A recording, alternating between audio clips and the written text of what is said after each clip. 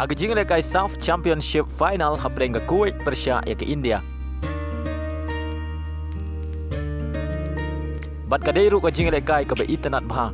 Aba phai shagini gi artli gi kenhun ka Kuwait ke job Arsin Persia ya ke India, bat ka India ke job Tangshisin Persia ya ke Kuwait. Bat dei haga jingle kai ke balong house nem Hajar Shipeu ka India ka la syak penlim kuput haga Kuwait hadu kendai la kawai. Aba phai shagini gi jingle kai final ka Kuwait ka la yo bat penkhi jar ningkong tang ha ka minit ka bakhat ar lengbau al khaldi.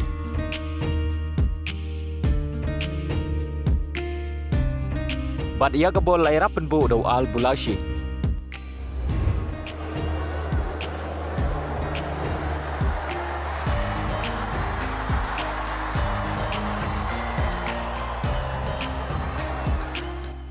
Bat kani ga shigul jong ka Kuwait kala pen sngap jari ki pewa jarngot ki nokershan jong ka India.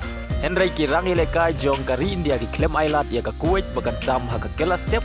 Bat day ha ka minit ka balai pewpra lengbau player na North East na ka jella Mizoram. Ulalian swala changte ulayo ban tap ya ka gol penya khai. Bat ya ka bol lai rapen bu dau sahal.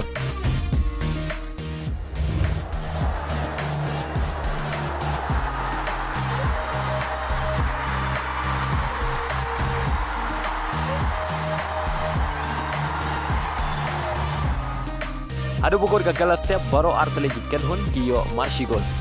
Bada ha ka kala mit ka jingle kai kadang khab itanan ha ka baro artele ki kenhun ki klemla ban penkhi jar hadu bukor ka khandai peu minit ban riu minit ka additional time. Badla ha ban penjalan ya ka jingle kai sakumba lai peu minit. Henry hagini ki lai peu minit ru omdon ki bala ban penkhi jar bala ha ban pendon kam da ka penalty shootout ban rai manu banlong ka ladu.